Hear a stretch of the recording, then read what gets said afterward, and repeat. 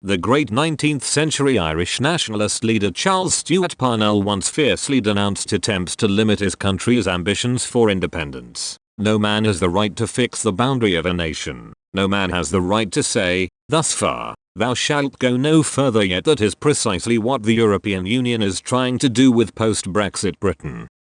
Contemptuous of democracy, intolerant of any challenge to their federalist dogma, the empire builders of Brussels are determined to thwart our quest for full nationhood by restricting our sovereignty. That explains why the talks on a trade agreement have stalled so badly. Indeed, after another fruitless summit last week, Boris Johnson said on Friday that the negotiations are effectively over because there doesn't seem to be any progress coming from Brussels. Ever since the Brexit vote 4 years ago, the twin aims of the EU's bosses have been both to punish Britain for its impertinence and to deter any other member state from trying to break the shackles of colonial rule.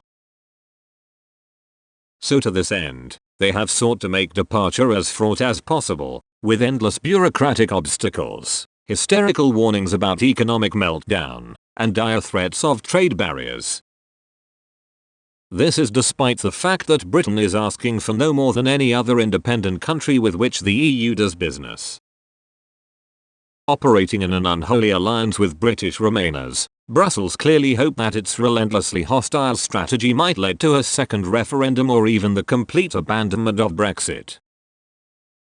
Along the way, Theresa May's supine government was humiliated, the Northern Irish border weaponised, and Scotland's sense of grievance exploited. But the more that the EU wallowed in obstructiveness, the more entrenched support for independence became. That was graphically demonstrated by Boris Johnson's victory in the general election last December, when he crushed the forces of Remain with his pledge to get Brexit done. Below. Yet the EU has still not learned its lesson. Its negotiators are as stubborn as ever. They have created 3 grounds for friction with Britain where they should be looking for compromise. The first is over fishing rights, where the EU is demanding the retention of control over British waters and our continued subjugation to the common fisheries policy.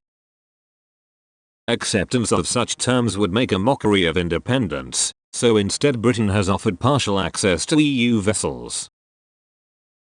But that is not good enough for French. President Emmanuel Macron, who likes to pose not only as the guardian of the European project, but also as the champion of French fishermen, who land 80% of the cod caught in the English Channel. The 2 other issues are the provision of financial subsidies and the role of Europe's institutions in settling disputes. Both touch on the fundamental question of what it means to be a sovereign nation. The EU once again shows its disdain for the very concept of independence. If no deal is reached by the end of December, Britain will operate on World Trade Organization (WTO) terms from the beginning of 2021, with the required tariffs and border checks in place.